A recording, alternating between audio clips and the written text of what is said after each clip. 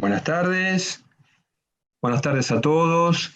Gracias por acercarse a compartir con nosotros en forma virtual este segundo webinar del ciclo La Lupa Bioética sobre el COVID, en el cual intentamos evaluar del Instituto de Bioética y con acompañamiento de muchos colegas la visión bioética sobre esta pandemia que nos atraviesa a todos, nos va a cambiar posiblemente nuestra visión, nuestra forma de vivir en el futuro. Bueno, en esta oportunidad iniciamos lo que llamamos el ciclo de la visión sobre el COVID de Latinoamérica y del Caribe. ¿Por qué quisimos hacer eso? La verdad que uno recibió un montón de información de países europeos, de Francia, Italia y últimamente Estados Unidos, de cómo la crisis iba llegando, por ahí algunas cosas aisladas de nuestro continente, de nuestra Latinoamérica y el Caribe, pero no teníamos o nos faltaba a lo mejor mirar justamente la mirada desde la bioética. Y para eso este primer webinar sobre Latinoamérica y el Caribe quisimos invitar, de hecho también nos coauspicia, a miembros de la comisión directiva de la Federación Latinoamericana de Bioética del Caribe, que son los cuatro conferencistas de esta tarde. Simplemente para título de comentario, voy a presentarles al profesor doctor Padre Antonio Cabrera, que es el director de la Facultad de Bioética de la Universidad Anáhuac de México. Él va a ser el primer ponente. Él es vocal de FELAIBE. A continuación va a disertar el profesor doctor Miguel Suazo, es coordinador de bioética y ética institucional del Hospital General de la Plaza de la Salud de la República Dominicana. Él es el vicepresidente de la Federación Latinoamericana de Bioética del Caribe. A continuación, la profesora doctora Jennifer Incapié, que es coordinadora del programa institucional de ética y bioética de la Facultad de Medicina de la Universidad Nacional Autónoma de México. En este momento es la secretaria general de FELAIBE. Y por último va a cerrar las conferencias del día de hoy el profesor Fernando Arroyo, que es presidente del Comité de Ética de la Universidad Central del Ecuador. Parece que me equivoqué, en realidad es presidente, es la versión anterior, es el presidente de la Sociedad Ecuatoriana de Bioética y aparte es vocal también de FELAIBE. Bueno, hecho esta pequeña introducción, y me alegra muchísimo que FELAIBE participe de esta actividad, vamos a dar comienzo a la primera conferencia que nos va a comentar el padre Cabrera sobre la situación actual en México.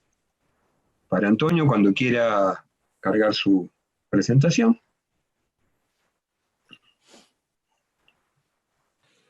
Bien. Muy buenas tardes a todos. Gracias, Gerardo, compañeros de FELAIBE.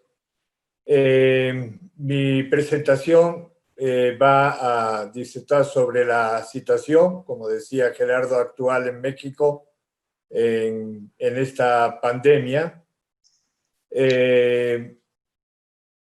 Lo primero, unos datos generales hasta el 26 de mayo, es decir, hasta hoy, tenemos 71.100 casos, 7.630 muertes, de ellos 43% pertenecen a mujeres, 57% son hombres, el 36.5% están hospitalizados y el 63.5% están en casa. El 15% es del personal de salud por insuficiencia o deficiencia de equipos de protección personal, y las comorbilidades más importantes es un 21% de hipertensión, un 21% de obesidad, 18% de diabetes y un 8% de tabaquismo. Aquí nos encontramos simplemente todos los, cómo está distribuido, diríamos, en México. Desde luego la parte más importante está en Ciudad de México y México DF, que prácticamente tienen un 40%, y luego vienen todos los demás estados. Hay estados en donde realmente las defunciones fueron muy pequeñas. Esto es una parte donde se ve también gráficamente los casos activos que existen ahora, el 14.200. Esto es una diapositiva de hace 3 días, pero prácticamente está actualizada. Y los datos iniciales, la actualidad, los primeros casos que se presentaron aquí en México alrededor del 20 de febrero, el 30 de marzo se hizo la declaración del estado de emergencia sanitaria por parte del Consejo de Salubridad y hoy día los hospitales están a más del 65% de su capacidad. Existe insuficiencia en pruebas, en insumos médicos. La Facultad de Bioética hizo una guía, no me voy a extender mucho porque mi compañera Jenny va a hablar sobre las guías, pero realizó una guía el 7 de abril, guía de criterios éticos ante emergencias sanitarias en México en el contexto de la pandemia por COVID-19, donde las principales líneas que abordan los dilemas éticos en distribución de pruebas y los dilemas éticos en la distribución de recursos médicos. Otra idea fundamental es que no se permite el abandono del paciente ni el retiro del ventilador sin haber ponderado antes y declarado futilidad médica y obtener la autorización de la familia, y aborda también los dilemas en cuanto a la experimentación e investigación. El Coneval, que es el Consejo Nacional de Evaluación de la Política de Desarrollo Social, justamente hace como unos 2 o 3 semanas presentó un panorama complejo para el bienestar de la población por las implicaciones que ha habido de la pandemia de COVID-19 y aporta información para comprender cómo podría afectar la crisis sanitaria a los grupos de población más vulnerables de México y cómo apoyar a quienes más lo necesitan en este adverso entorno económico. A continuación veamos muy rápidamente lo que es la pobreza, desempleo y cuáles son las poblaciones más afectadas por los impactos socioeconómicos del COVID-19. En cuanto a la pobreza, se incrementará entre 8.9 y 9.8 de millones de mexicanos en relación con, además, la pobreza extrema. Se prevé que incrementará, según el Coneval, entre 6.1 y 10 millones.7 de mexicanos, sin posibilidad siquiera de adquisición de la canasta alimentaria básica. La mayor pobreza, además, se concentra en las zonas urbanas marginadas, donde los índices de contagio son aún mayores debido a las condiciones de precariedad en los servicios de higiene y sanitización. En relación con el incremento en los índices de desempleo, se incrementará entre un 3.3 y un 5.3% del desempleo. Esto es, se perderán un total de 1.7 millones de empleos en México, representando además un menor ingreso en muchas familias, la pérdida de prestaciones laborales para muchos de ellos, incluyendo el seguro de atención médica. Como dato real, es que en marzo se perdieron aproximadamente 550,000 empleos y en abril 400,000, sobre una población más o menos de 20 millones de habitantes que están empleados.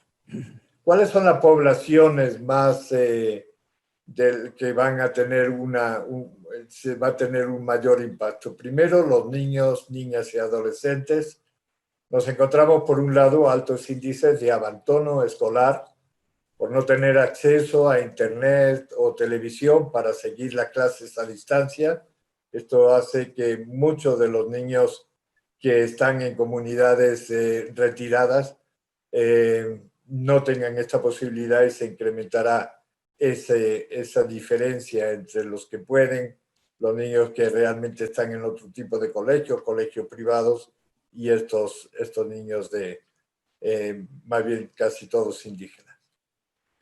Existirá una inserción en trabajo infantil por pérdida económica y de empleo de sus padres, un aumento en los índices de desnutrición y malnutrición, y también rezago, por ejemplo, en el caso de la vacunación y consecuentes rebrotes de enfermedades que ya estaban erradicadas.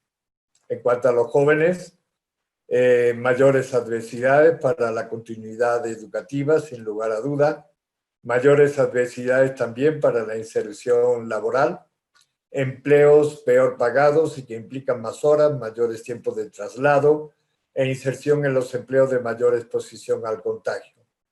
También incremento de suicidios y depresiones. Los inmigrantes también es una población pues, afectada, especialmente vulnerable por el cierre de fronteras y dificultades de desplazamientos. Se enfrentan a ser sometidos a condiciones de hacinamiento en los centros de detención con poca o nula vigilancia epidemiológica y médica, sin acceso a servicios de salud, y cuando se les ofrece, pues tienen miedo de ser identificados y por tanto deportados. Pérdida de empleos formales e informales, las más afectadas serán las mujeres migrantes con carácter de servicio de atención a la salud reproductiva, entre otros. Las personas en situación de calle, mayor exposición a contagios, carecen de accesos a servicios de higiene personal, de buena alimentación para fortalecer su sistema inmune y de seguridad social y protección de su salud. Estigmatización también y discriminación social. En cuanto a los presos, también condiciones de hacinamiento que favorecen altos índices de contagio, servicios sanitarios precarios y escasos, condiciones higiénicas deficientes y también la estigmatización y discriminación social.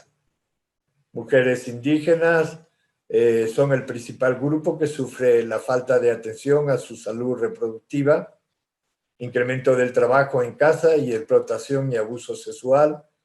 Por ejemplo, de febrero a marzo del 2020 se incrementó un 32% esa violencia intrafamiliar, que se trata principalmente de violencia física y psicoemocional perpetrada por la pareja o el esposo, que están provocadas por el constante y el contacto constante y el aumento de consumo en bebidas alcohólicas o sustancias estupefacientes.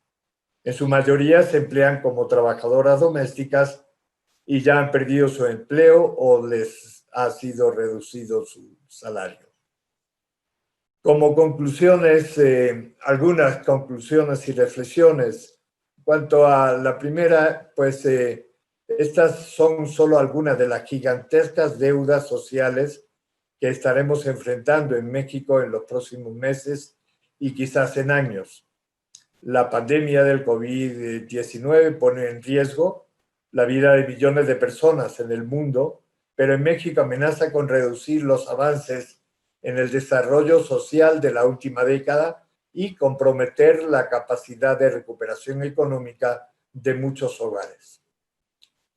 El gobierno responsable de la política de desarrollo social requiere dar una respuesta inmediata a la emergencia. Existen muchos programas que están realizándose, pero el Coneval alerta que esta capacidad de respuesta del Estado mexicano es limitada y se requiere el esfuerzo de todos. Aquí es donde yo quiero poner el énfasis y dejar esta reflexión en mi participación. Por eso el Coneval presenta como objetivo de este análisis contribuir con los esfuerzos que debe llevar a cabo el Estado mexicano con el fin de tomar decisiones de emergencia en materia de bienestar económico, salud, alimentación, vivienda y educación, asegurando que las ayudas lleguen a los grupos más vulnerables y afectados. Es, por tanto, imprescindible la reflexión de todos los sectores de la sociedad que permita a México enfrentar esta y las futuras crisis que puedan venir. Socialmente necesitaremos mucho más que buena voluntad e imaginación para hacer frente a esta pandemia y sus consecuencias. Quizás sea tiempo de pensarlo desde la acción global y universalmente solidaria en vez de local e individualmente. Por último, algunas reflexiones. La CEPAL, la Comisión Económica para América Latina y el Caribe, en su informe de prácticamente hace 2 semanas, nada más, el 12 de mayo del 2020, afirma, y pongo aquí 3, es un informe muy interesante que les invito a que lo puedan leer. Simplemente 3 frases: enfrentar los impactos de la crisis con respuestas solidarias, fomentar la corresponsabilidad entre el Estado, los mercados y las familias. En tercero, la protección social es una política central para la reducción de las desigualdades, el avance hacia la inclusión social y el crecimiento inclusivo. El Gobierno de México y la iniciativa privada deben de trabajar en conjunto. Esto es una necesidad, y yo creo que no solamente para el país de México, sino toda América Latina, y creo que a nivel mundial. Hoy día no basta pensar solo en clave de mi país. Es necesario pensar y actuar globalmente. Por eso la bioética en este momento se traspasa. Hay que hacer una reflexión sobre esa bioética global y esa bioética universal. Se está hablando, por tanto, de un término que está surgiendo en muchas conversaciones de dirigentes de diversos países y de organismos internacionales, y que podríamos llamar solidaridad universal o global.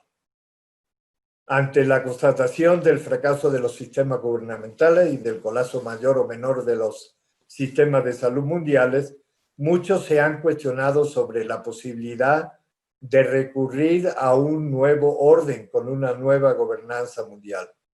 Esto no significa destruir la vida política de cada país ni suplantar las autoridades locales, sino más bien abrir la posibilidad a crear políticas públicas que tengan un enfoque mundial en donde todos los gobiernos se sientan comprometidos, no ya por el bien de su país y de sus ciudadanos, sino por el bien del mundo y de todos. Aquí termino brevemente, no quiero extenderme. Ahí están mis datos, mi mail, el teléfono, por si alguno quisiera contactarme posteriormente. Pero creo que sí nos encontramos ante una situación en la que es muy importante que lo veamos a nivel global y con esa solidaridad universal que necesitamos tanto en este momento. Muchas gracias.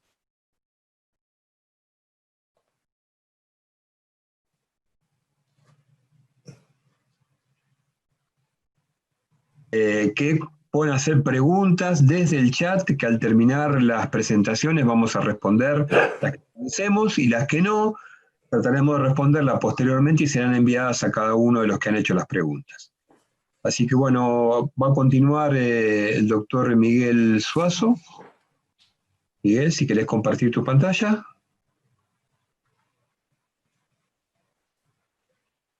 Miguel, ¿me escuchás? Bien, sí, gracias. Ahí estamos. Perfecto. Bien, ante todo, agradecer la invitación. Es un momento importante para la bioética, el papel que va ocupando dentro de esta situación tan dramática. Hablar desde cualquier zona geográfica es prácticamente imposible adquirir la representatividad y todas las estadísticas y la actualización. Es difícil llevar inclusive las estadísticas en el día a día por la dinámica que van teniendo, y mucho más en zonas geográficas como el Caribe. El Caribe es una especie de torre de Babel en que por razones históricas todas sus Antillas, sus pequeñas islas, las hemos dividido en Antillas menores, Antillas mayores, y por la historia hay un desarrollo cultural e idiomático donde hay un predominio de idioma inglés, francés, español, dialectos como el papiamento, el patuá, el neerlandés, que van llevando una dinámica completamente distinta. Por eso no podemos decir que hay denominadores comunes para poder establecer lazos con respecto a la pandemia, sino que hay distintas razones que podrían darnos explicación de lo que va sucediendo. Si vemos aquí, por ejemplo, en la parte que corresponde a las estadísticas, estas son de hace horas apenas. Fíjense cómo cambia y República Dominicana aparece como una de las que tiene mayor incidencia y mayor número de casos de fallecidos.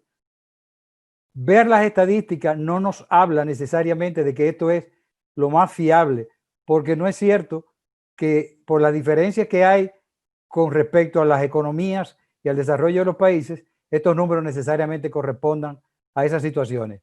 Aquí están los subregistros, aquí están los elementos de falta de información, falta de datos confiables y sobre todo falta de pruebas suficientes para poder establecer que se han hecho pruebas para poder evaluar el número de contagiados, el número de fallecidos, el número de recuperados, sino que son proporcionales a esos elementos que se van teniendo para esas estadísticas.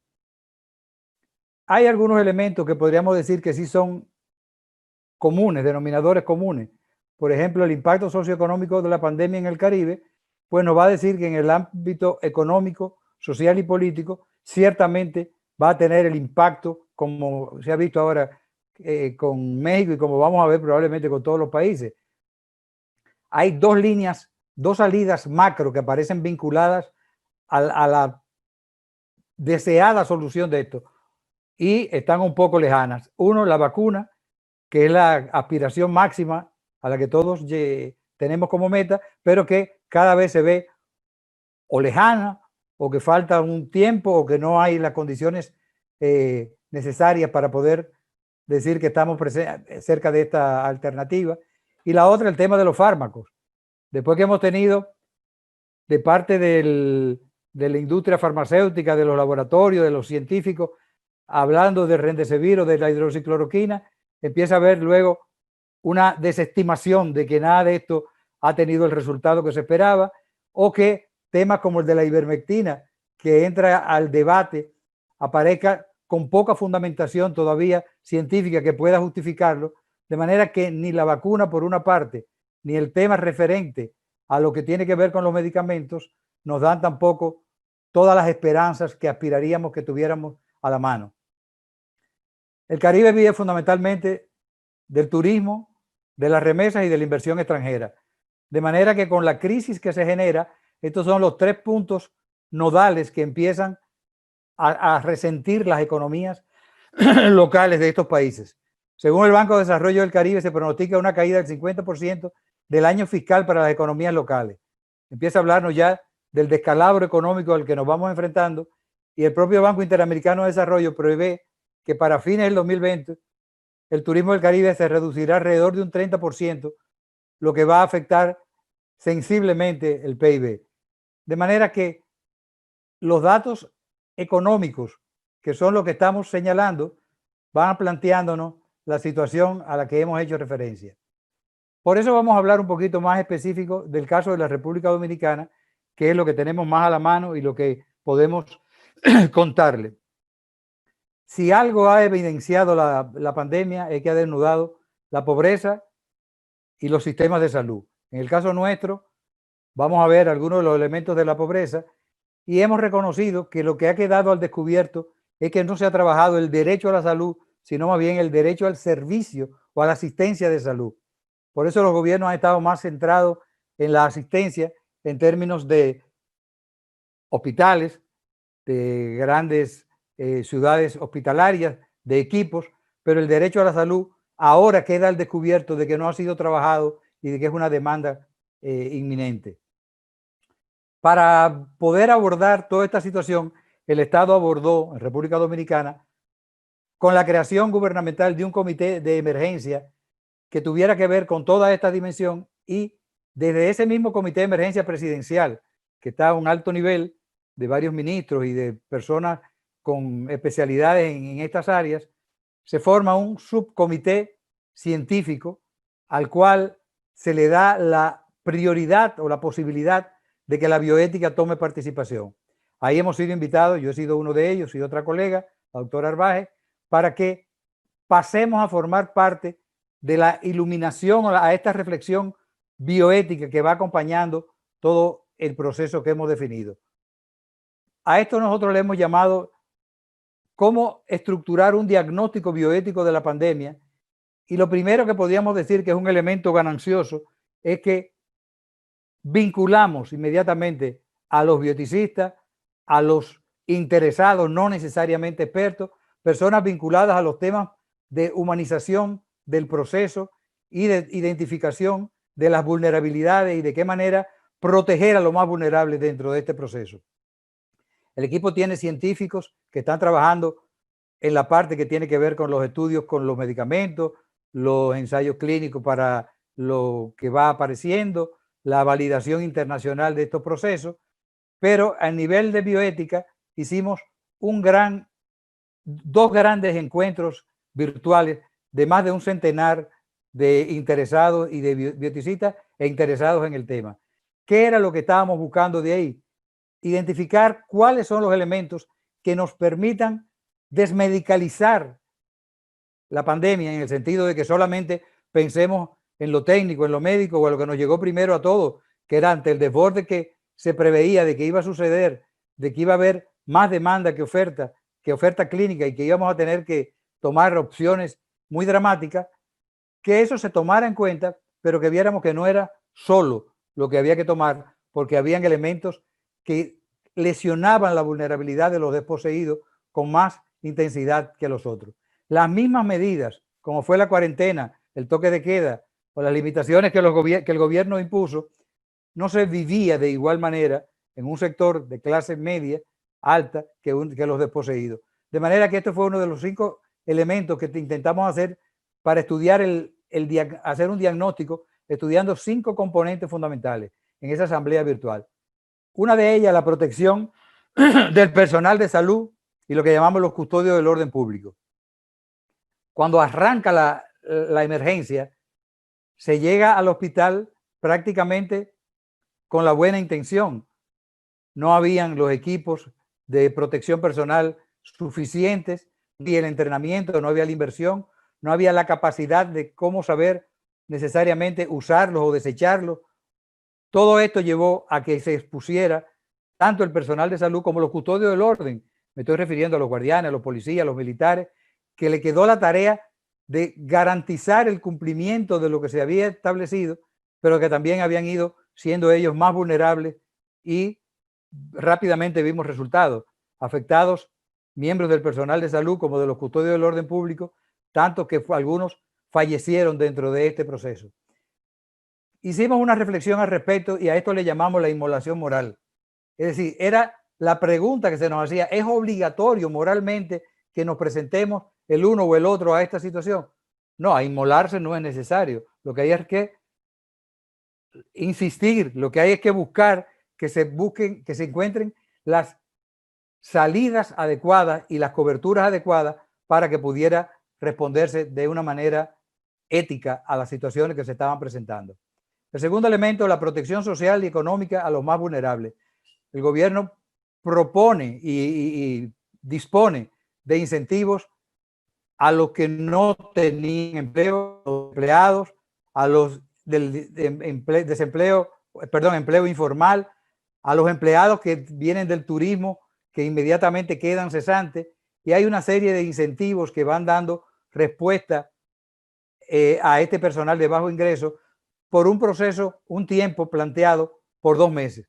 El gobierno a las empresas le disminuye o le prorroga la posibilidad del pago de los impuestos, y como vamos viendo es una situación circular que se va estableciendo, un gobierno que va teniendo menos fuentes de ingreso, que apela a préstamos internacionales o a donaciones, y una forma de que va subsidiando desde los mismos fondos del gobierno a esos sectores que ya hemos visto. De manera que medidas que estuvieron pautadas para 2 meses han tenido que expandirse hasta 3 meses y que son insostenibles en el tiempo y van creando presiones sociales de que se pueda reestructurar, se puedan abrir las puertas de nuevo, y de ahí que las famosas fases también la tengamos puesta ya nosotros en la primera fase. Una primera fase que abriendo prácticamente podemos decir que la violó todo el mundo. Todo el mundo ha querido rápidamente reivindicarse, recuperarse, incentivar la parte económica y poder ir produciendo más dinero. Otro elemento que encontramos dentro de los 5 que ya hemos señalado es el tema de la investigación. Otra de las cosas que quedó al descubierto es que no teníamos investigadores preparados, no teníamos personal de salud con toda la capacitación necesaria en el área de la investigación, y esto trae mayores problemas todavía con las dos vías que hemos visto. Ni producimos ni trabajamos vacunas, y en los medicamentos lo que estamos repitiendo en los protocolos, lo que está pasando en otros países que se están entendiendo como valiosos, como valederos, y que hace apenas unos días nos dicen que no tienen la trascendencia, perdón, la trascendencia con la que nos habían informado. De manera que la investigación empieza a ser también uno de los elementos que quedan al descubierto cuando nos damos cuenta que tampoco hay los suficientes comités de investigación hospitalarios, que los comités de bioética de la investigación son pocos, con baja formación, de manera que ante un reto, que es lo que tendríamos que estar haciendo ahora, metiéndonos en los ensayos clínicos para dar respuesta por esta vía, vamos teniendo un manejo adecuado técnicamente, no de que nuestra curva se aplane ni haya disminuido, sino de que se haya controlado de manera de que no se haya desbordado la clínica con respecto a la demanda, y que nuestros números todavía no nos lleven a eso, pero no tenemos los recursos para plantear que tenemos investigadores e investigaciones fiables en este momento. Un cuarto elemento con el que hemos trabajado con hospitales y médicos clínicos, personal de salud de la clínica, es el tema del fortalecimiento de la clínica, el triaje y el apoyo de las comisiones de bioética asistencial a nivel hospitalario. Por ejemplo, en el hospital donde trabajo, en la parte de bioética, la Plaza de la Salud, hemos diseñado desde el Comité de Bioética Asistencial lo que hemos llamado mini comités de bioética asistencial, que son de manera virtual 2 o 3 del equipo, que vamos haciendo servicios, rondas durante 15 días cada ronda, para poder dar el apoyo virtual en los temas bioéticos a los casos clínicos que se van presentando, o en los temas de triaje, como ya hemos señalado.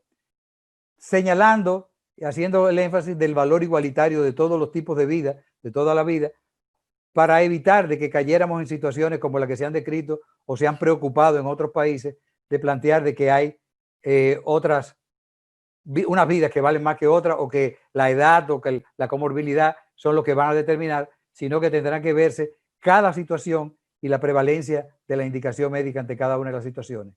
Y el último punto es el final de la vida, porque los elementos que también ya íbamos evidenciando y que se iban presentando era el alejamiento de los familiares con respecto a los pacientes ingresados, a los pacientes que fallecían, o durante el proceso, ya sea de recuperación o de fallecimiento, la familia perdía el contacto con los familiares, o no se sabía qué pasaba con la disposición final de los cadáveres en el caso de que esto terminara. Ha sido trabajar un poco todo el tema de la dignidad del cadáver, la dignidad humana, los derechos humanos como elementos fundamentales de los que hemos ido trabajando.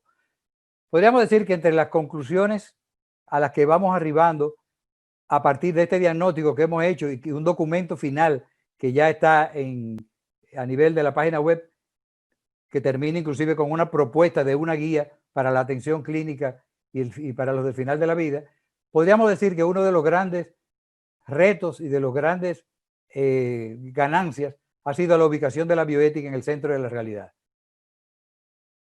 Toda la atención clínica, toda la atención medicalizada que hay que tenerla, se ha abierto a que identifica todas las variables sociales, económicas y políticas, sobre todo que tenemos los temas centrales en lo social, que estamos en pleno proceso eleccionario en el país. Para el día 5 de julio hay elecciones presidenciales y legislativas. Fíjense cómo esto va complicando más la maraña de lo que vamos señalando.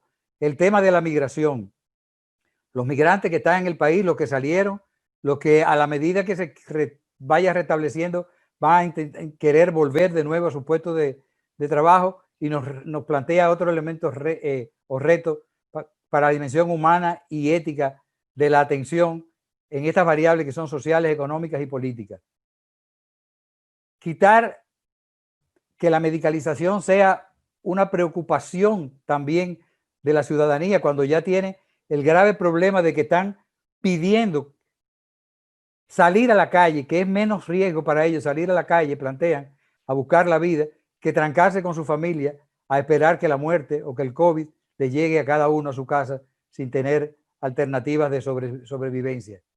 Que elementos como la dignidad y los derechos humanos se vean expresadas en las intervenciones equilibradas de todas las variables, que no estemos hablando solamente de estas variables de orden médica o lo que los pacientes no comprenden y comprenderían menos ahora por las erráticas propuestas que se han hecho de si este medicamento es el absoluto, este es el que va, y de repente las mismas organismos internacionales lo descartan o lo descalifican por falta de evidencias con respecto a esto. Se plantea qué va a pasar en la post-pandemia. Son los retos de que una nueva sociedad se base en la transparencia, pero para eso tiene que haber transparencia desde ahora en los datos que se dan, en las situaciones que se enfrentan y en cuál es la realidad a la que se expone la población en esta fase, que muy bien el tapaboca, muy bien la distancia social o distancia física, pero que tiene que haber la responsabilidad de parte de cada uno de los ciudadanos y tiene que haber la responsabilidad de parte de los gobiernos, de este gobierno, en el manejo de las situaciones económicas y políticas. Hemos centrado la defensa de la vida como un elemento básico, un elemento central, pero ¿qué vida? Toda vida que tenga que ver con la calidad de la vida y que tenga que ver con la santidad de la vida. De manera que para nosotros los elementos fundamentales de las conclusiones con que hemos trabajado han sido estas que hemos señalado y donde la bioética se le ha permitido, se le ha concedido, se le ha reconocido un espacio dentro de esa comisión presidencial, gubernamental que se ha establecido y el comité científico, donde estamos planteando este documento como un elemento que, como hemos dicho internamente, si a lo mejor no logramos que sea, como en otros lugares que hay guías y que hay manuales, no logramos a que sea un documento vinculante, aspiramos a que sea por lo menos un documento referencial. Muchas gracias. Muchas gracias, Miguel. Excelente tu presentación. Cumplido perfectamente la idea que queríamos transmitir, el tiempo también. Así que muchísimas gracias. Acá ya van apareciendo algunas preguntas. También esto excelente que pones a la bioética en centro. Realmente lo que hacemos bioética nos enorgullece que tengamos compañeros que luchan por ese ideal. Así que bueno, vamos a pasar a nuestro tercer expositor, en este caso Jennifer. Jennifer, si querés subir tu presentación.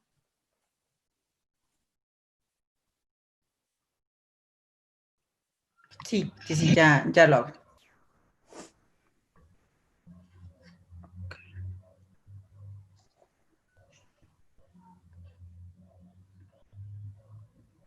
Ok, muchas gracias. Creo que ya está. ¿Sí la ven ustedes? Sí, sí. Ok, perfecto. Pues muchas gracias a todos por estar aquí, a Gerardo por la maravillosa invitación que nos hace desde la Facultad de Ciencias Médicas de la UCA, a mis compañeros de FELAIBE que están compartiendo conmigo estas reflexiones en torno a la situación latinoamericana y del Caribe con respecto al COVID-19, a la pandemia que estamos viviendo. Pues el día de hoy yo quisiera invitarlos a que platiquemos, a que reflexionemos un poco sobre lo que ha pasado en México con la guía de asignación de recursos en medicina crítica. Inicialmente voy a hacer como una enumeración de hechos y quizá mencionar cuáles fueron algunas de las críticas al documento. Entonces, el 10 de abril del presente año, el Consejo General de Salubridad publica la Guía Bioética de Asignación de Recursos en Medicina Crítica. Este es un pantallazo de la primera página del documento que se publicó este día. Es importante tener en cuenta que el Consejo de Salubridad es la instancia, digamos, la autoridad sanitaria más importante del país, que está a cargo de la Presidencia de la República y es quien toma las determinaciones sanitarias cuando hay un momento de crisis, ¿no? Como una pandemia en la que nos estamos presentando. La guía tiene un gran impacto porque es publicada en la página web del Consejo de Salubridad y esto genera ciertas, digamos, preguntas en el contexto sanitario mexicano porque no tenían claro si de manera inmediata era de obligatoriedad la aplicación de esta guía. Es importante también saber que el Consejo de Salubridad publica, digamos, las directrices por las cuales se va a guiar el país para llevar, digamos, salir adelante con respecto a una crisis y esto era lo que generaba cierta tensión con respecto a la guía.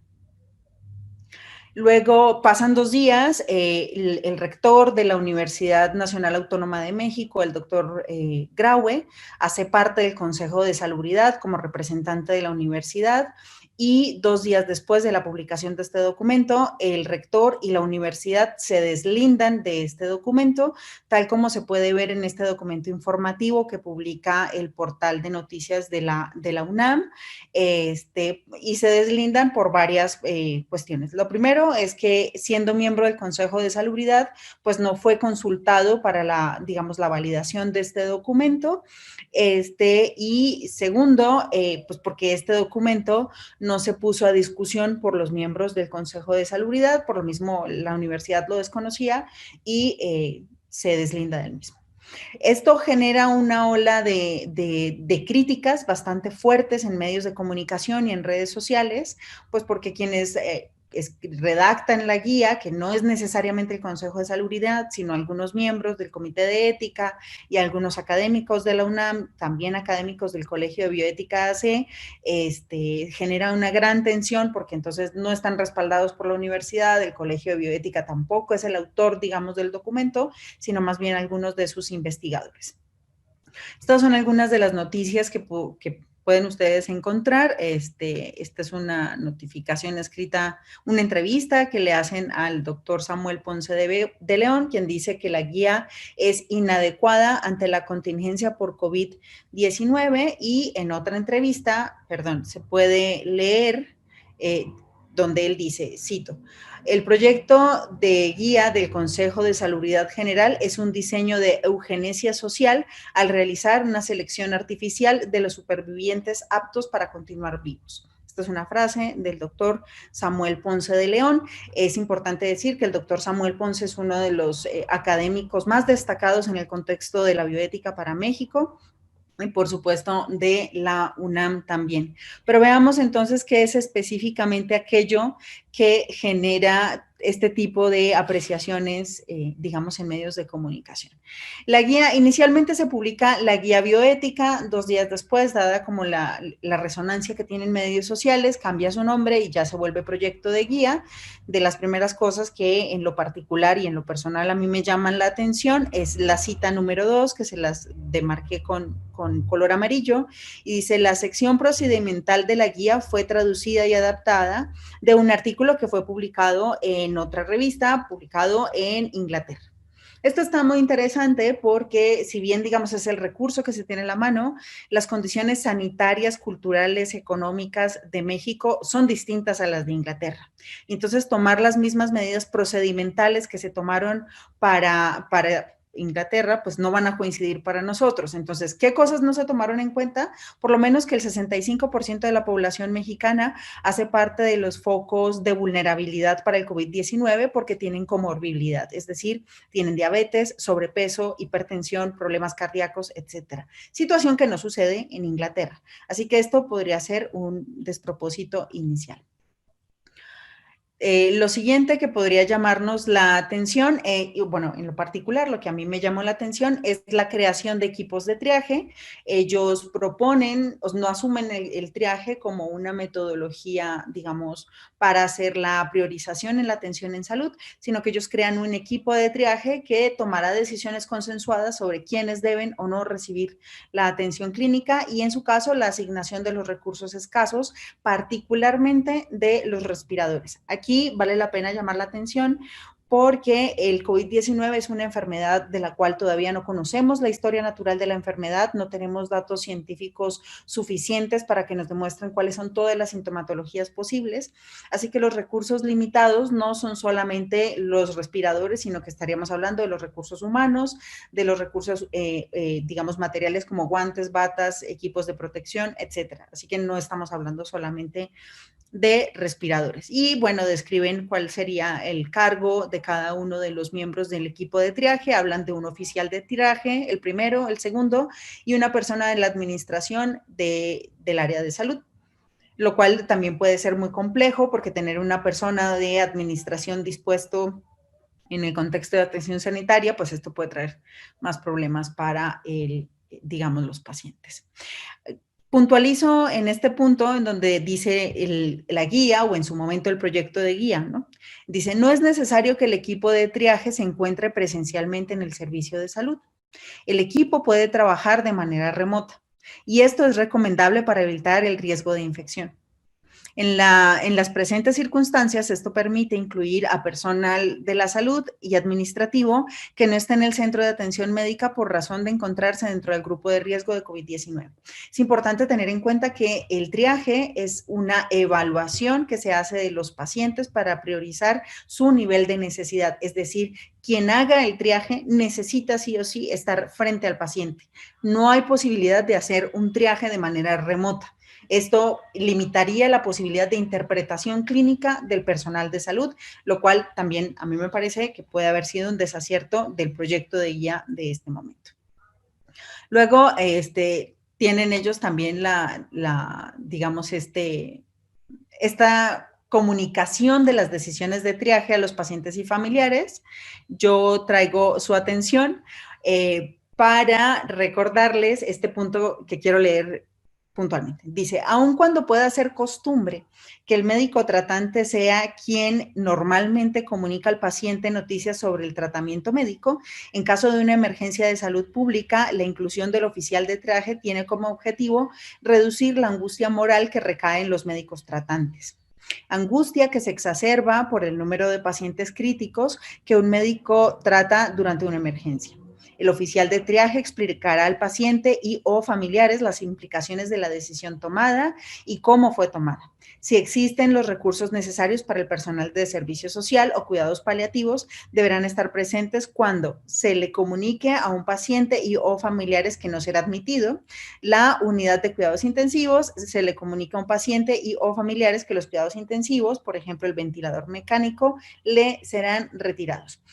¿Qué llama la atención de esto? Que si bien la guía se propone como una guía para toma de decisiones y asignación de recursos limitados, en este caso, lo que propone la guía es trasladar el problema de los médicos tratantes a los oficiales de triaje, en caso de que hubieran los recursos necesarios para poder hacer estos equipos de triaje, lo cual resulta complicado. Finalmente, si el médico tratante no hace parte de los equipos de triaje, pues digamos, no hay una visión panorámica de la prognosis del paciente para poder hacer la asignación del recurso, lo cual también resulta complicado. Luego, un poco más adelante, ellos hablan del sistema de apelación de decisión de triaje, ¿no? De esta decisión consensuada que ellos proponen sobre cómo se asigna o no un recurso limitado.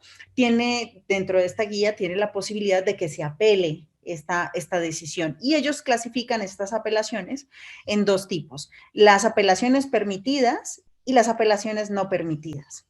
Puntualizo en color amarillo que las apelaciones no permitidas son aquellas que cuestionan la pertinencia del sistema de priorización, es decir, el sistema de priorización no se puede criticar y no es, digamos, sujeto de una queja ante la toma de decisión por parte de los familiares, que también considero puede ser interesante. Dentro de los equipos de triaje, la persona, digamos, que se toma la decisión, se le asigna o no el recurso, el primer oficial de triaje, insisto, esta es la versión anterior, el primer borrador que ellos presentan, el primer oficial de triaje tendrá la obligación de comunicar a los familiares y a los pacientes la toma de decisión, y pues sin que esto se hubiese puesto en práctica, pudimos ver noticias como las que tienen ustedes ahorita en pantalla, donde dicen agreden a personal de Hospital de Hidalgo tras informar el fallecimiento de un paciente por COVID, agreden al personal médico por muerte de paciente, procesan a 3 más por agredir a personal médico, pero están en libertad, agreden a paramédicos de Cruz Roja por muerte de paciente por COVID. Es decir, si sin la aplicación de esta guía, sin las directrices de esta guía y la comunicación a los familiares y los pacientes, digamos, de los fallecimientos de los pacientes, implica ya digamos, ponerse en riesgo el personal de salud ante una agresión física o verbal por parte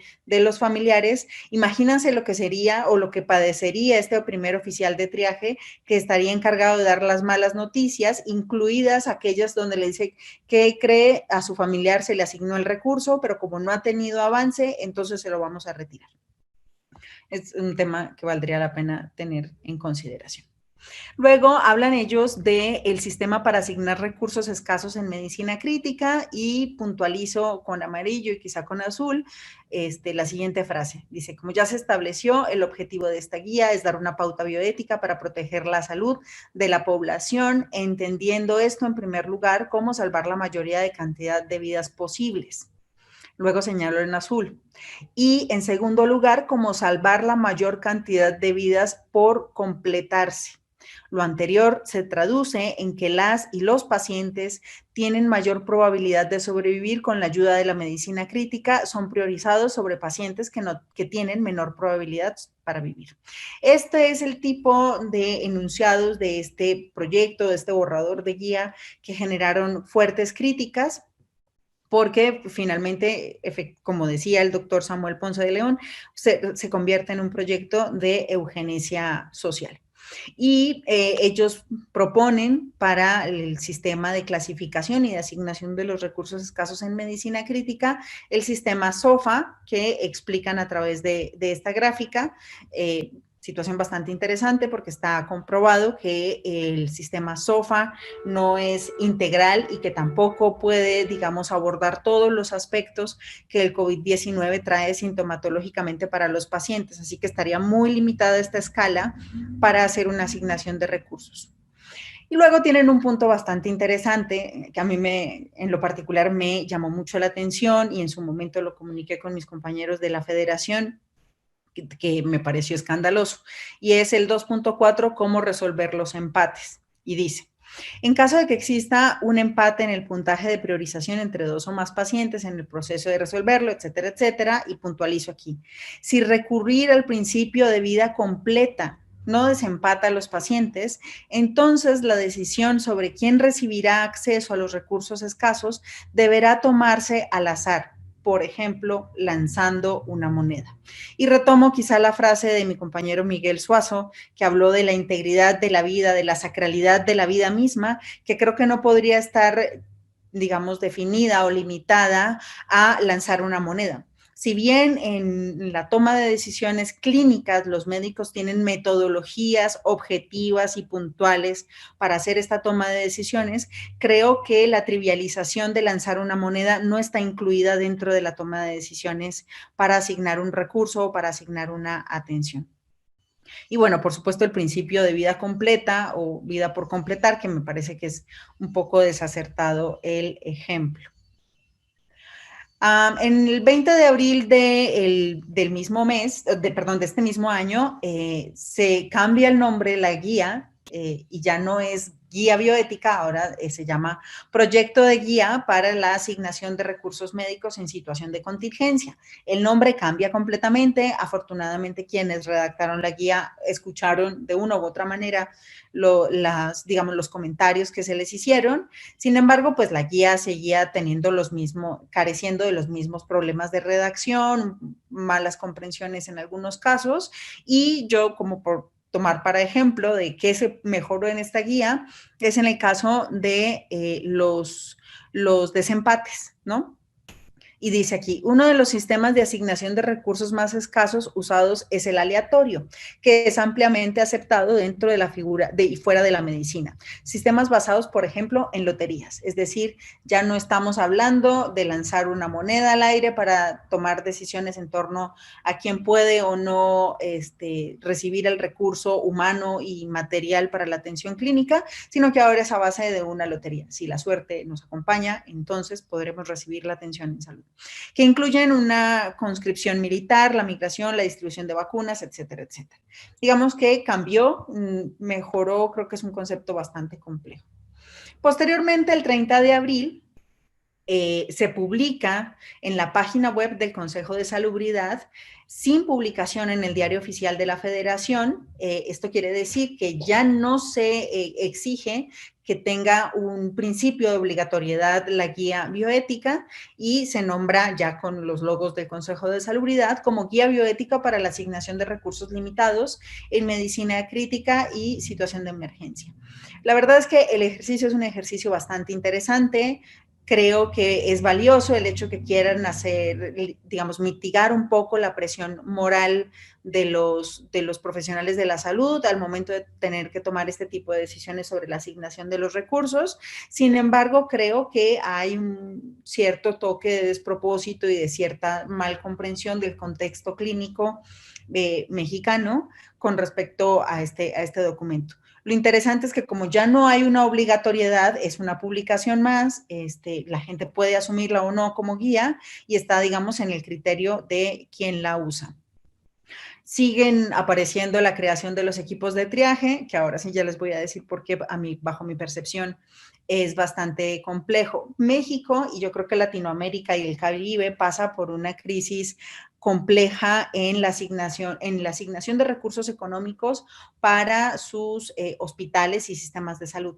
Esto quiere decir que no solamente no tenemos hospitales, no solamente no tenemos equipos, sino que no tenemos médicos ni enfermeras, no tenemos profesionales de la salud suficientes para atender una pandemia y mucho menos para atender la cotidianidad de la salud en Latinoamérica.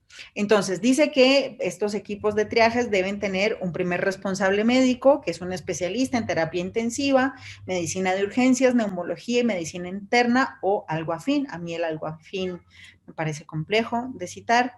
El segundo responsable es un profesional de la medicina o enfermería intensiva, de urgencias médicas, neumología o afín, y una persona de la administración del hospital o de la unidad hospitalaria.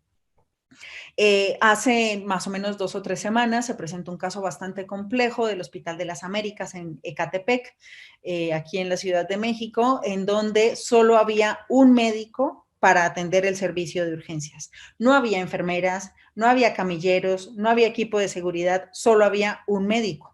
Y al momento de hacerle la entrevista al director del hospital, él dice, no se preocupen, sí tenemos 2 médicos, pero uno de ellos ya se contagió de COVID, por eso tenemos uno solo. Y entonces se genera toda una crisis social muy complicada porque los pacientes ingresan, pero nadie les da informes, nadie, digamos, está allí para atender a los pacientes, los familiares entran de manera agresiva a la unidad hospitalaria y bueno, encuentran un montón de cadáveres, etcétera, etcétera. ¿A qué voy con este ejemplo?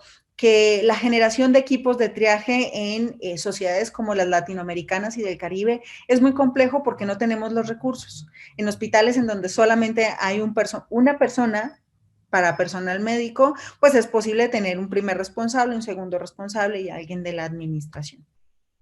Esta es una gráfica que me compartió el doctor Jorge Alberto Álvarez Díaz, que es investigador de la UAM de la Unidad Xochimilco, en su ponencia Criterios para ingreso a UCI, comentarios a la guía bioética, donde él analiza, digamos, cuál es la situación de México en relación con los grupos, con los países que hacen parte de la OCDE, sobre todo este comparativo. ¿Cuántas camas hospitalarias tienen los países por 1,000 habitantes? Y en el caso de México, pues tenemos 1.5 para el 2015. Médicos por cada 1,000 habitantes tenemos 2.2 médicos para atender a 1,000 habitantes. Esto hasta el 2016. Enfermeras y matronas por 1,000 habitantes, 2.9. El índice de Gini, que es el índice de desigualdad, dice que México para el 2018 tenía un 45.4% y el Global Health Security Index, que evalúa la posibilidad de respuesta de los países ante una pandemia, dice pues que México tiene solo la posibilidad de atender una pandemia en un 57.6%, es decir, México no está preparado o no ha estado preparado para atender una pandemia. Luego retoman otra vez el sistema de apelación de triaje. Los compañeros que redactan la guía siguen todavía con la postura de tener dos tipos de apelaciones, las permitidas y las no permitidas, que siguen siendo las mismas. Y bueno, finalmente, a modo de conclusión, es importante decirles que para que se generara este último documento publicado por el Consejo de Salubridad General, se convocó a todos los miembros del Consejo, se puso de su conocimiento el documento, cada uno de ellos convocó a un equipo de expertos, en el caso de la Universidad Nacional Autónoma de México, así fue. Fuimos convocados más de 18 académicos de la universidad, expertos en bioética, quienes presentamos nuestras posturas. Algunas fueron incluidas dentro de la versión final de la guía. Sin embargo, la guía no se publica en el Diario Oficial de la Federación, que es lo que hace que tenga un carácter de obligatoriedad, porque no hay consenso entre los miembros del Consejo de Salubridad. Así que finalmente la guía queda como una publicación más, lo cual a mí me parece que es interesante, sigue generando debates y temas de conversación interesantes, que vale la pena ser revisados. Ya para finalizar, quisiera comentarles que hace más o menos una semana, Colombia publica también su guía bioética para la asignación de recursos.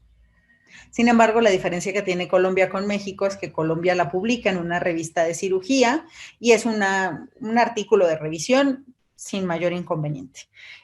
Aquí creo que lo que más llamó la atención es la imposición de obligatoriedad que podría otorgar la aprobación del Consejo de Salubridad. Y pues muchas gracias a todos.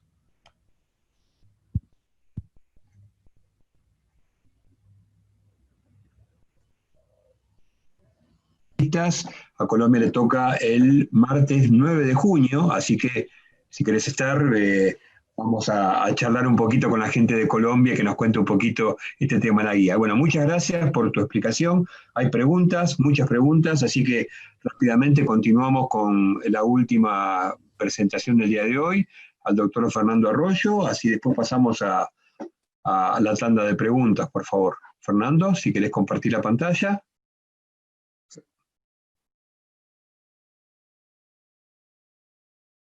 Ok, estamos allí, Gerardo. Gracias. Muy bien. Comienzo por agradecer a la invitación del Instituto de Bioética de la Universidad Católica Argentina, la invitación de Gerardo, y un placer estar con el resto de los amigos de FELAIBE compartiendo en este panel. Pues si se trataba de un poco compartir las experiencias, lo que hemos hecho en cada uno de nuestros países, que tenemos elementos comunes, actitudes comunes, pues quiero presentarles una visión desde Ecuador fundamentalmente. Todos sabemos que el tema de la pandemia nos ha sobrepasado a la gran mayoría de nosotros. Y entonces tenemos que determinar qué es lo que está sucediendo con las cifras. Yo no voy a presentar más que estas cifras, las que corresponden a la noche de ayer oficialmente, que tenemos 37.355 casos confirmados de COVID-19 y un total de 5.037 pacientes fallecidos entre los confirmados y probables aquellos que no pudieron acceder a las pruebas de COVID en un momento dado, que eran bastante escasas. Los datos para quienes quisieran tener mayor información al respecto de nuestras cifras en Ecuador lo pueden encontrar en la página web que se encuentra al pie de la diapositiva, www.coronavirusecuador.com. No quiero yo más bien abundar en detalles ni en cifras. Todos sabemos que los principios básicos de la bioética son absolutamente aplicables en estos casos y más aún esta pandemia, pero los comentarios que yo quiero hacer van más relacionados pues al tema de justicia distributiva, que es aquellos que más conflictos seguramente hemos presentado. A nivel mundial, la pandemia de COVID-19 abrumó la capacidad de las instalaciones ambulatorias, de los departamentos de emergencia, de los hospitales y de las unidades de cuidados intensivos, inclusive en los países del primer mundo. Y lo que se demostró es que los recursos que normalmente estaban disponibles definitivamente fueron suficientes. Hemos comentado que esta situación excepcional debería manejarse de una forma similar a aquella, la de medicina de catástrofe. Un colega acá en Ecuador, médico militar, decía, debe ser una especie de medicina de guerra, aplicando una atención evidentemente basada en justicia distributiva y también en asignación adecuada de recursos sanitarios. Los principios de estándares de atención en las crisis requieren como elemento fundamental procesos justos, porque de lo contrario no se toman decisiones justas para la asignación de los recursos escasos durante una epidemia como la actual. Si normalmente en nuestros países los recursos no son suficientes, ya hemos visto qué ha sucedido en estas épocas. Es necesario una planificación adecuada para la pandemia. Claro que esto nos tomó de sorpresa a muchos, pero poco a poco fuimos aprendiendo sobre la marcha que tenemos que contar con criterios científicos sólidos y con los principios éticos, dando una necesaria responsabilidad primeramente a la participación de la comunidad, porque sabemos que sin una disciplina de la comunidad, no es posible hacer una adecuada contención del contagio. Y por supuesto la responsabilidad de los proveedores de insumos, medicamentos, etc. Los planificadores de atención sanitaria, ¿qué deben hacer? Desarrollar estrategias proactivas, escalonadas, y para ello necesitan información clínica disponible, información veraz, información certera, porque de lo contrario no van a poder planificar bien. Y además tienen que basarse en qué capacidades reales tienen para poder optimizar el uso de sus recursos. Se había comentado ya en algún momento por quienes me han precedido que ha habido problemas con el tema y existe problemas con el tema de triaje, conflictos, como lo ha mencionado Jennifer en la guía de México, y una falta de planificación en estas situaciones lleva a un manejo inapropiado de las situaciones, evidentemente a la pérdida de la confianza de la comunidad. Y recordamos que en algún país europeo inicialmente y luego claro, en otros sitios, se ha llegado a proponer que se limiten la asignación de los respiradores a personas mayores de 80 años con COVID-19. Yo recuerdo un caso que se difundió por redes sociales de una paciente italiana de 90 años de edad afectada de COVID-19, a la cual le indicaron que le iban a poner en un respirador. Y ella dijo que ella ha tenido una bella vida, que ella no quiere respirador, y sino que lo pongan a una persona más joven. Es decir, es un ejercicio completo, un ejercicio muy, muy ético de su autonomía. Si se trata, como digo, de compartir experiencias de lo que en cada uno de nuestros sitios hemos hecho, más que compartir cifras que en todas partes son atemorizantes, la Sociedad Ecuatoriana de Bioética se puso a trabajar inmediatamente ante el tema de la pandemia de COVID-19 y elaboramos un manifiesto que fue publicado en nuestras redes sociales, en nuestra página web. Se encuentran ustedes al final de la diapositiva esa dirección. Y yo quiero resaltar unos pocos hechos de ese manifiesto. Primero, nos preocupábamos por la falta de control de los mensajes difundidos por los medios de comunicación masivos, por estas redes sociales, que distorsionaban la realidad y contribuían a mantener y acrecentar el caos. Ustedes a lo mejor en el exterior recibían estos informes donde se decía que en la ciudad de Guayaquil, que fue el epicentro de la pandemia en nuestro país, los cadáveres estaban por centenares, decían, en las calles, y que se quemaban cadáveres en las calles. Eso no fue cierto. Eso fue un sobredimensionamiento. Eso fue además una fake news, como llaman ahora. Son noticias falsas creadas por otro tipo de intereses, pero que lamentablemente nos dieron muy mala imagen. Claro que se nos sobrepasaron en un momento dado el tema de recolección de cadáveres, pero no llegó a los puntos que con tan mala intención se hicieron notar. Además, también en nuestro manifiesto rechazaba las decisiones que violentaban los aspectos éticos, como el derecho a la intimidad, a la confidencialidad de los datos médicos. Ustedes también habrán visto que se transmitían imágenes de pacientes con radiografías, tomografías con los nombres de los pacientes, inclusive datos de historias clínicas. Entonces, nosotros exhortábamos a la población a utilizar las redes sociales y estos medios de comunicación con responsabilidad, porque de lo contrario no se mantenía la calma, no se mantenía la serenidad que se necesita en estos momentos. Y curiosamente habían elementos de algunos sectores poblacionales que se oponían que, por ejemplo, se habiliten locales en sus vecindarios inmediatos para albergar a cierto tipo de personas, como aquella en situación de calle, expuestas a contagio, aquellos migrantes, que también es un tema que ya se mencionó, la afectación grave a los migrantes. Y entonces está claro que en estas circunstancias tan graves se puede aflorar tanto lo mejor de las personas, pero también lamentablemente lo peor de las personas. En los primeros días de abril de este año, la Sociedad Ecuatoriana de Bioética realizó un conversatorio virtual entre los miembros de la sociedad. Igualmente, esto está disponible en nuestras redes sociales para quien lo quisiera ver a profundidad. Y de aquí quiero sacar algunos de los elementos que varios de los miembros de la sociedad lo plantearon y si nos hicimos estas reflexiones. Esto es una construcción colectiva, no es una construcción personal. Por ejemplo, hablábamos de la necesidad de cuidar al máximo a los profesionales sanitarios para que ellos puedan atender debidamente y adecuadamente al mayor número de personas. Que las decisiones se adopten desde la perspectiva del interés de todos los pacientes interesados con la asignación proporcional de recursos. Que los criterios o protocolos para racionar los recursos escasos no pueden aplicarse, pues, de un modo mecánico, de un modo automático, sino que cada caso tiene que ser atendido puntualmente y a cabalidad. Que el tema de la dignidad humana es un tema básico, un tema eje de la bioética.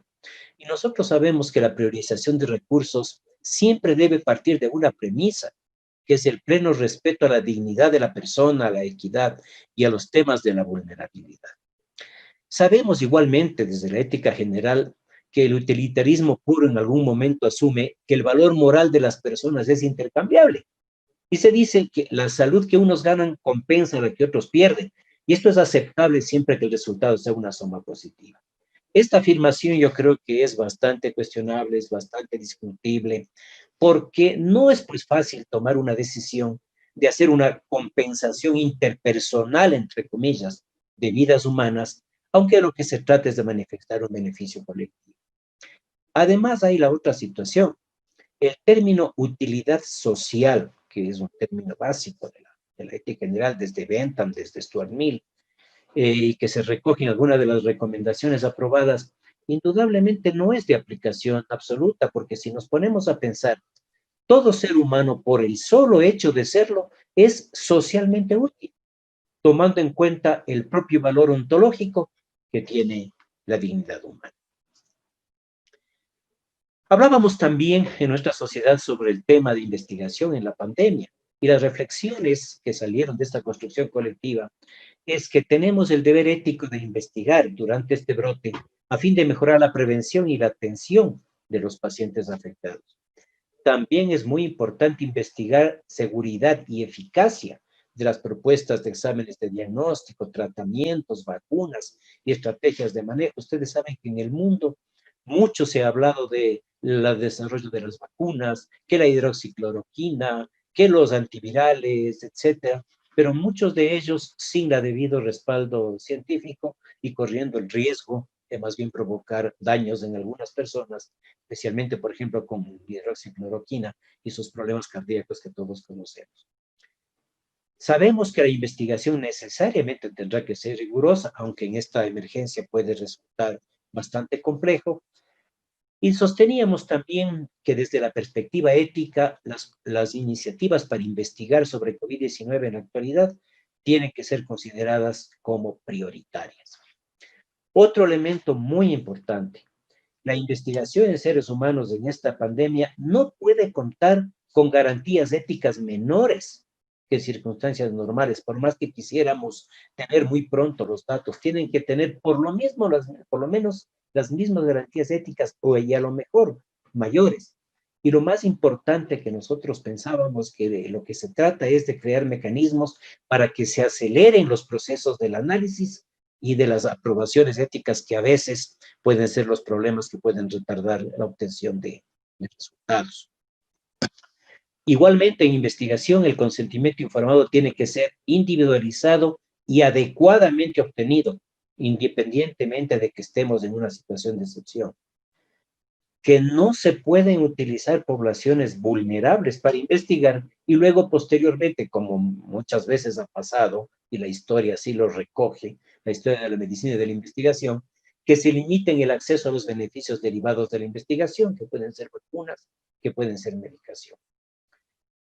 Y también otro elemento sobre el que reflexionábamos son las famosas patentes.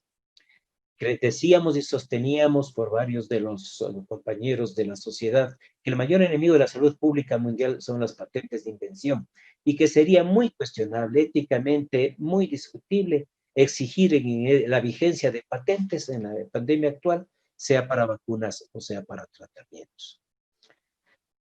Por su parte, el Ministerio de Salud Pública y la referencia bibliográfica se encuentra a pie de la diapositiva, elaboró también un reglamento para el desarrollo de investigaciones durante la emergencia por COVID-19. Y de esto quiero rescatar solamente unas pocas cosas.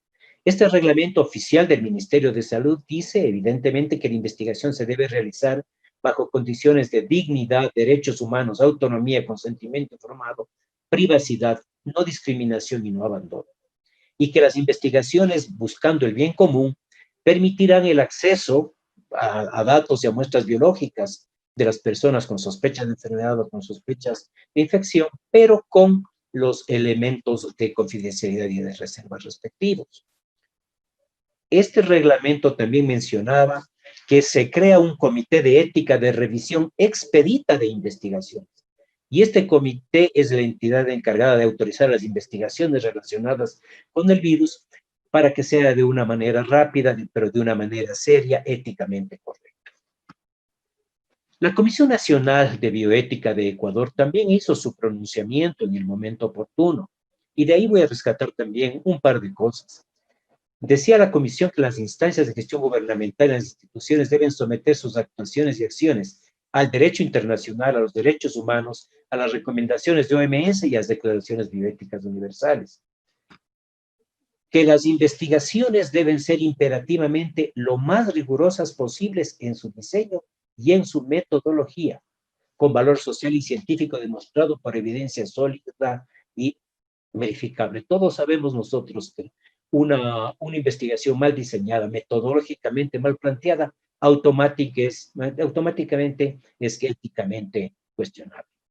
Y la comisión evidentemente espera y defiende que los estudios sean diseñados para que los resultados sean científicamente válidos, aunque reconoce que de alguna manera en la actual situación eso puede resultar complejo, pero no se debe comprometer en ninguna circunstancia el tema de dar atención de salud con calidad y con calidez.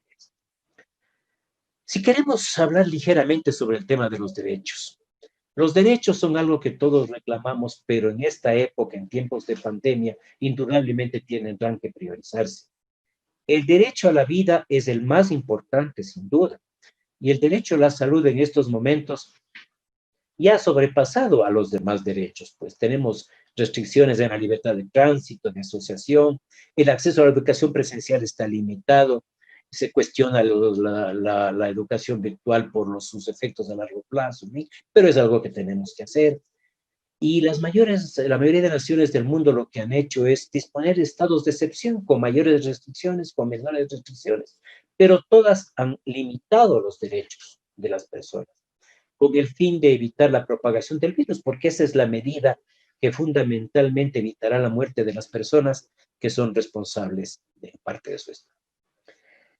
Y finalmente, quiero también yo referirme de alguna manera a lo que algunos de mis compañeros también han mencionado en sus respectivos países, los impactos socioeconómicos. La pandemia de COVID-19 lo que ha hecho es desnudar las desigualdades que existen en nuestros países. Y con esto se ha visibilizado que los grupos que sufrieron los mayores impactos son aquellos que viven del día a día, de la economía informal de la subsistencia, y que finalmente son ellos los que violaron el confinamiento obligatorio bajo un argumento de alguna manera entendible, pues de que si no llevan por lo menos un pan a su casa, su familia morirá de hambre y no morirá por virus. En el Ecuador nosotros ya teníamos una importante afectación económica en los últimos años y como pasa en muchos de nuestros países, lamentablemente, original en actos de corrupción, en actos de desgobierno, pero en la actualidad la pandemia, como en todos sitios creo, provocó la parálisis de la economía. En nuestro caso, la ausencia casi total de exportaciones, una mínima tributación porque la economía no se ha movido, no se ha cobrado impuestos al valor agregado. Y esto se sumó a la caída en picada de ingresos del Estado de nuestro principal producto de exportación, que es el petróleo. Y esto nos llevó a un déficit fiscal inédito en la historia ecuatoriana de 12.000 millones de dólares. Este déficit ha obligado al gobierno en los últimos días, probablemente algunos de ustedes han visto estas noticias desde acá, que se han hecho recortes presupuestarios muy serios a las entidades públicas, entre ellos a las universidades, aunque las universidades han apelado a la Corte Constitucional y han obtenido que se detenga por lo menos temporalmente este recorte presupuestario, porque se supone que aunque haya estado de excepción, no se puede cortar recursos de salud y educación. Y lo último que ha sucedido, se redujo en 2 horas la jornada laboral para los funcionarios públicos, a excepción de los médicos, la policía, las Fuerzas Armadas. A los maestros se les redujo 1 hora, con la consecuente reducción salarial paralela. Fíjense ustedes lo complicado de la situación. Por otro lado, y en esta situación también se dio, que se han cerrado, está decretado el cierre o fusión de 10 empresas públicas, entre ellas inclusive nuestra aerolínea de bandera, CAME, la Administración de Medios Públicos, Ferrocarriles Estatales, la empresa de medios públicos, con el correspondiente despido como de unos 3.000 empleados.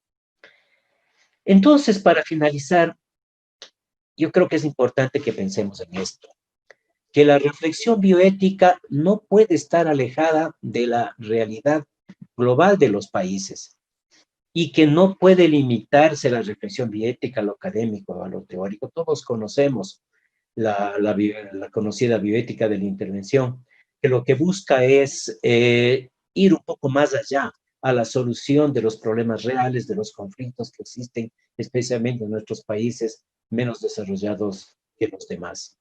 Creo que con todo esto hemos intentado dar, todos mis compañeros y yo, una visión general de lo que está pasando en Latinoamérica. Tenemos muchos elementos comunes, como se pueden ver, y pues bueno, tendremos todos que arrimar el hombro para que esto pueda seguir adelante. Les agradezco mucho por la presencia de ustedes y estamos a la orden de quienes quieran realizar preguntas. Muchas gracias. Bueno, muchas gracias. Bueno, excelente las presentaciones. Hemos pasado por distintos países, vivenciando, sintiendo a través de nuestros ponentes lo que están sintiendo también ellos, ¿no? Lo que estamos sintiendo todos, creo, ¿no? Esta pandemia que nos atraviesa.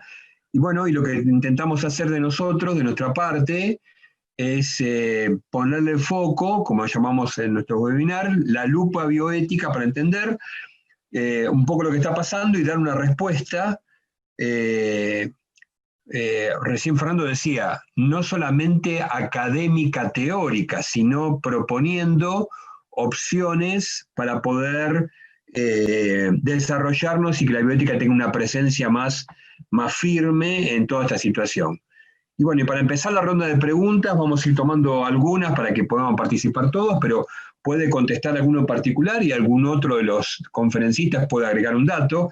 Y la primera pregunta que surgió de la ponencia del padre Antonio fue si es posible hablar de una solidaridad global o universal. ¿Cómo podríamos definir este concepto, ¿no? Es interesante que nos explicó al principio y que quedó flotando ahí, en el cual abarcó también otras preguntas. Por ejemplo, si podría parecerse algo a la Unión Europea, si es un sistema económico, ¿cómo entendería este concepto de solidaridad global universal? Bueno, yo me refería también a lo que mi compañero Fernando comentó. Yo creo que estamos hablando de una en bioética práctica, es decir, de una bioética que tiene que llegar necesariamente a las personas. Se trata de extender la visión del cuidado que tenemos del otro y del cuidado que tenemos de la propia casa, mucho más allá incluso de nuestra familia e incluso de nuestro país. Yo, la experiencia que tengo en este momento de lo que estamos viviendo sobre la pandemia, y revisando algunos de los proyectos que nosotros tenemos en la facultad, me doy cuenta de que ya no es una situación, un problema que incluso lo podemos resolver desde nuestro país. La situación que ahora mismo se está dando también de las mismas tecnologías, etcétera, es posible empezar, diríamos, a trabajarlo de otra forma. Les voy a poner un ejemplo muy concreto. Nosotros lanzamos 2 tipos de maestría, una maestría en bioética global, en línea, en español. Y lanzamos una bioética, también un programa en inglés. De los 54 alumnos, son 3 grupos los que actualmente tenemos,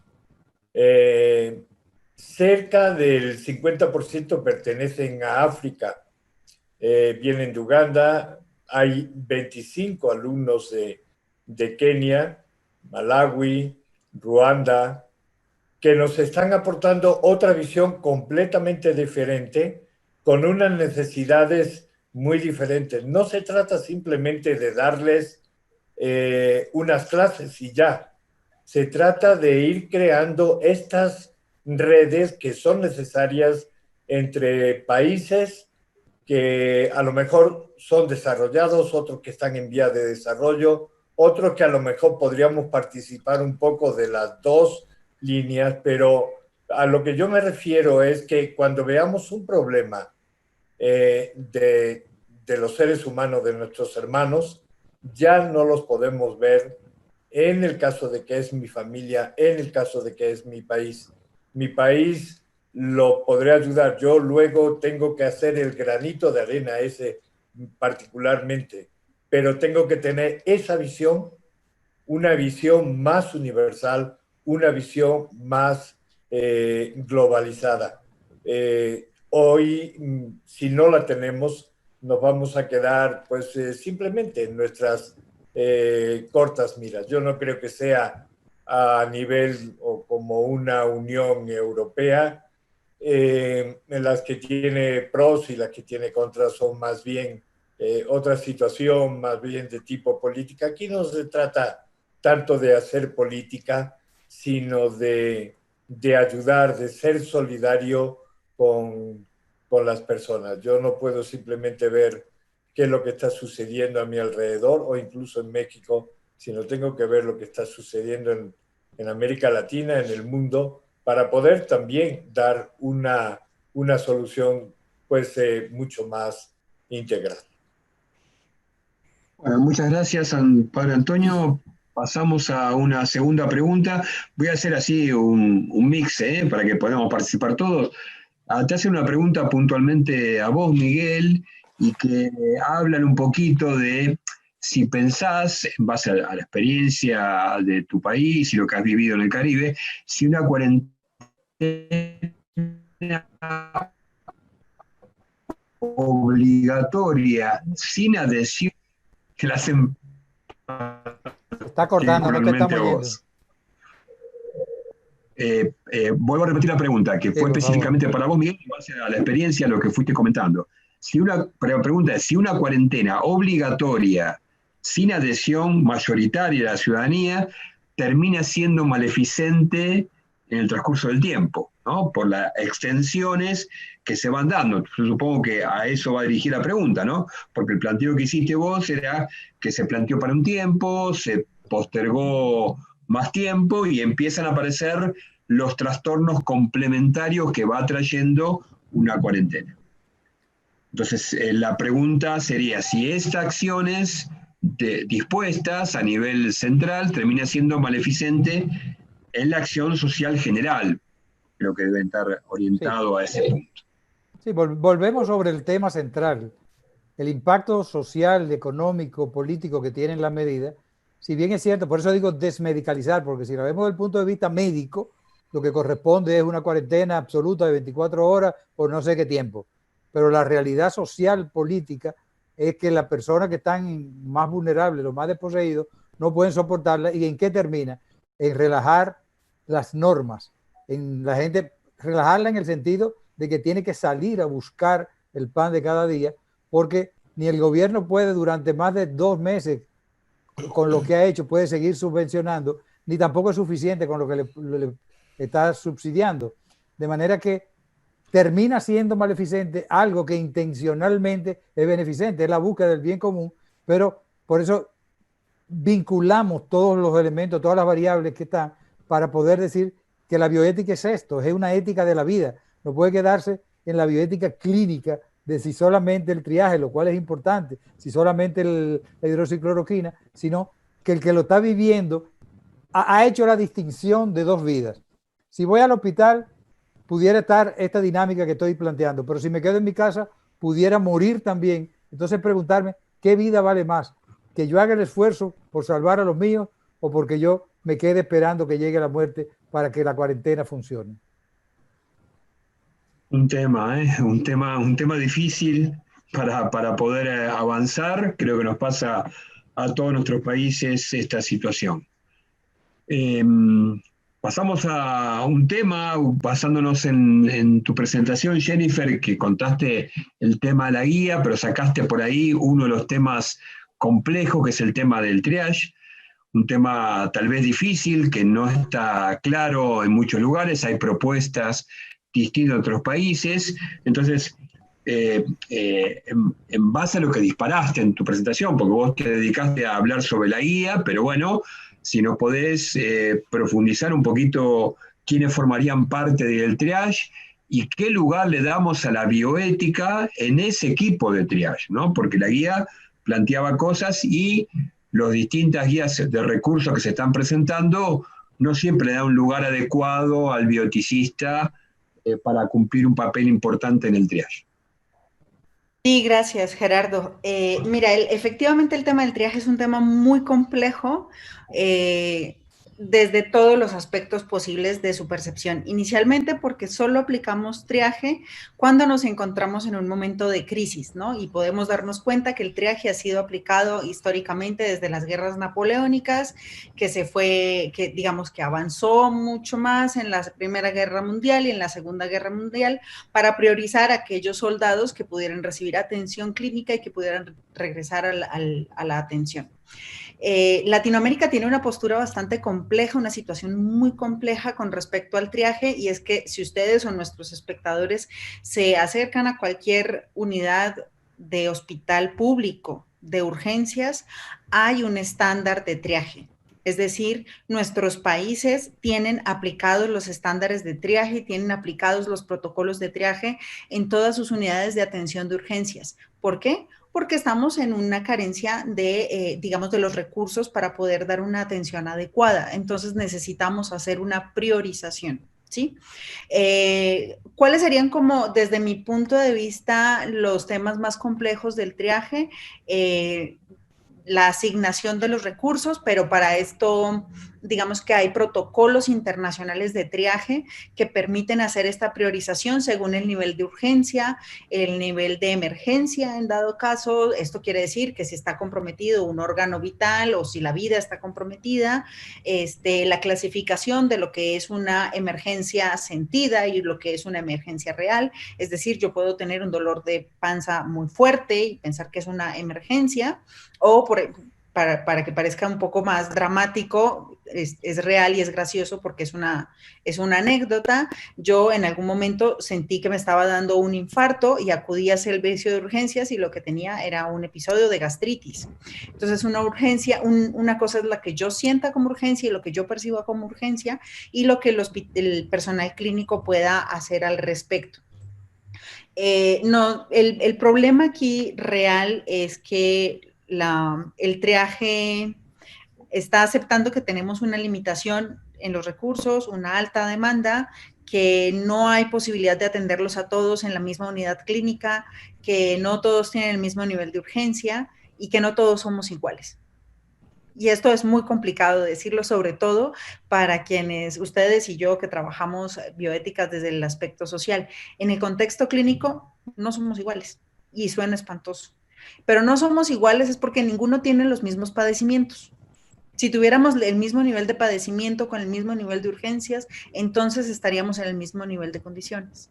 Digamos que el triaje lo que hace es, a través de un protocolo objetivo por datos clínicos, priorizar una urgencia, mientras que lo que se propone en esta guía y en las demás guías bioéticas que a nivel internacional han creado es querer poner aportes sociales para esta objetivación de la priorización en la atención. En los comentarios que veía de la transmisión en vivo, alguien me preguntaba cuál era mi postura con respecto a la guía y es bastante interesante porque yo creo que la guía es un gran intento, Gerardo y compañeros, es un gran intento porque su postura inicial era poder ayudarles a sopesar a los profesionales de la salud esta pesada tarea de tener que tomar una decisión ética y moral de asignar o no un recurso. Sin embargo, perdió todo propósito cuando quiso intervenir los conceptos sociales en una cosa clínica que está basado en elementos objetivos. Creo que la intención es buena, creo que es un desacierto que fuera impuesta por un organismo de salubridad, que es la máxima autoridad de salubridad, porque la bioética no puede ser impuesta, la bioética tiene que ser consensuada y no podemos implementar una guía bioética, en todo caso implementaríamos una guía ética para la toma de decisiones. Y creo que eso sería todo por hoy. Bueno, gracias Jennifer. A ver, una pregunta para Fernando, para pegar una vueltita con todos nuestros conferencistas. Cualquiera puede agregar, por supuesto, a estos comentarios y intervenir, digamos, una mesa abierta al tema. Acá nos hacen una pregunta tal vez que tuviera como dos aristas, ¿no? Un tema es el tema de integración entre lo público y lo privado, y tal vez algún comentario si algún concepto de esto puede salvar a instituciones que van más allá de nuestra realidad como personas humanas, que es lo que nos está urgiendo en este momento de pandemia, pero que hay otra realidad en nuestra biosfera habitual y que también tenemos que atender de ser posible. Como dos elementos. Primero, la integración del sistema público y privado en Ecuador, cómo lo sugerís, cómo lo ves, cómo fue esta integración, y después si hay algún concepto sobre esta integración que va más allá de la realidad humana. Bueno, sí, efectivamente, aquí habría que tomar en cuenta estas dos aristas que tú estás mencionando. ¿Qué pasa con el sistema público y el privado? Evidentemente, el sistema público es el que está al frente de toda de la organización, de la planificación y quien recibe en una primera instancia la gran mayoría de los casos. Pero por supuesto también el sistema privado se encuentra elaborando, se encuentra participando en una primera instancia. La parte pública nos recibe en hospitales especiales. Tenemos 27 hospitales de los 133 que están dedicados específicamente a COVID-19 y los otros atienden el resto de patologías. Pero también al sistema de salud privado llegan directamente y cuando se ha hecho se ha confirmado, esto puede en una primera instancia pasa al sistema público, a los hospitales específicos para COVID-19. Si es que esto ya está copado, evidentemente puede tener también cabida en el sistema público. Y la segunda parte es una cosa muy importante porque en realidad por temas culturales, por temas generales, nosotros nos referimos casi exclusivamente a la vida humana, pero nosotros sabemos que existe un elemento, un entorno general, ¿no? En donde hay también parte de nuestra vida se realiza con ellos, con estas vidas no humanas. El, Sabemos que en esta época actual hay un gran número de sociedades, de países, de personas, en los cuales viven solas y que dedicaron todos sus esfuerzos, sus cariños, su amor, sus recursos a sus animalitos de compañía. Porque el animal de compañía resulta un elemento sumamente importante en la época actual, cuando muchas personas, como decimos, inclusive pueden vivir solas y durante el confinamiento la presencia de ese animal resulta vital para su supervivencia, inclusive para su salud mental, para su salud psicológica. La otra circunstancia que también se puede mencionar con respecto a esto, y seguramente esta es una opinión muy importante para los movimientos animalistas, es que sabemos que en investigación hay que hacer investigación en animales, así como se ha estado haciendo actualmente en monos rezos con el tema de vacunas y todo. Pero todo esto tiene que mantenerse también sus temas éticos, porque así como hay normas muy específicas para la investigación en seres humanos, hay normas muy específicas para la investigación en animales, desde la manera de cómo uno los debe conseguir, cómo los debe mantener, cómo los debe cuidar durante la experimentación, e inclusive si fuese el caso, si el protocolo del experimento lo decide, que al final tengan que ser sacrificados, tendrían que ser sacrificados de una manera indolora, de una manera sin sufrimiento, de una manera, entre comillas, humana. Entonces, creo que esto es muy importante, el tema de investigación con animales y el tema del animal de compañía desde el punto de vista de soporte, de sostén psicológico de las personas, que creo que no se lo puede dejar de lado, Gerardo. Bueno, gracias, Fernando. Tengo una pregunta para el doctor Miguel Suazo. Usted trajo a colación un tema que es común, habitual, permanente en la práctica asistencial, pero que se incrementa en esta situación de pandemia, que es el subregistro que tenemos de las prácticas, de los casos, la diferencia que tenemos en la realidad, la veracidad que tienen nuestros registros y cómo estos nos pueden ayudar a tomar decisiones sanitarias correctas. ¿Cómo podríamos desde la bioética generar un puente, acercar este subregistro a un real registro para que las políticas que se toman desde los estados puedan proteger la vida de las personas? Yo creo que ahora, en medio de la situación, es difícil conseguir todo lo que estamos aspirando. Sin embargo, es una necesidad plantearlo, porque la situación nos permite plantear temas como la transparencia. La transparencia y la veracidad son dos elementos fundamentales para que podamos realmente tener una intervención que sea correspondiente con lo que está sucediendo. Hemos visto que lo que yo presenté, por ejemplo, estadísticas como la de Haití, que es el país más pobre, no puede ser que sean tan escasos los datos. Entonces tenemos que entender que a lo mejor hay subregistros. Pudiera ser que hubiesen algunos, hasta incluyendo los nuestros, algunos datos falseados, pero las propias limitaciones que nos ha puesto la pandemia, por ejemplo, como el tema de las pruebas, la deficiencia de pruebas, no nos permite tener entonces una correlación con resultados. Yo creo que el elemento que tiene que plantearnos la bioética, que tenemos que plantearnos la bioética en este momento, es la exigencia de esa bioética intervencionista que ponga esos criterios axiológicos, como es la transparencia, como es la veracidad, como es la solidaridad, que se pongan en juego. Ahí mismo veo, por ejemplo, con el tema que planteaba ahora Fernando, de lo público y lo privado.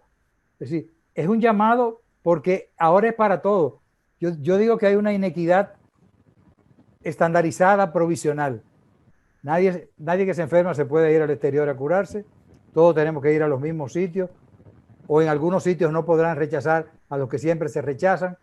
O sea, lo público y lo privado, y estos temas son los que le van a permitir que hagamos conciencia de que estamos en una situación en que o nos salvamos juntos o nos hundimos juntos. Tenemos necesariamente, ¿por qué? Porque, por ejemplo, en el turismo, cuando la empresa del turismo se cae, los dueños de los hoteles tienen que suspender a los empleados.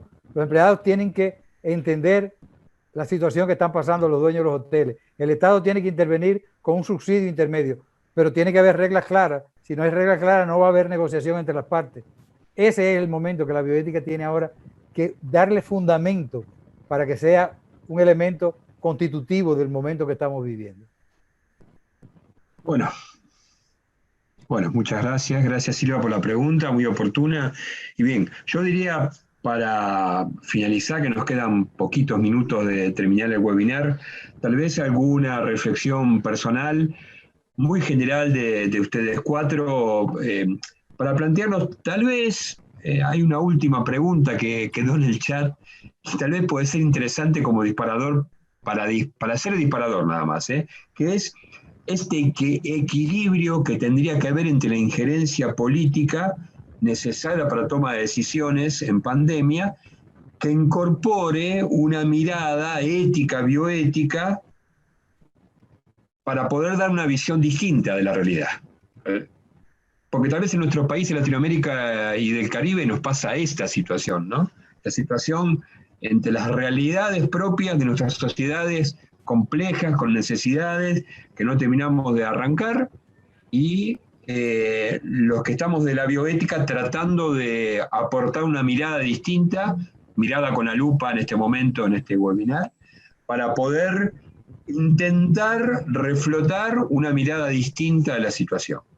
Los dejo que cada uno de ustedes cuatro dé un cierre final de un par de minutitos para concluir este webinar.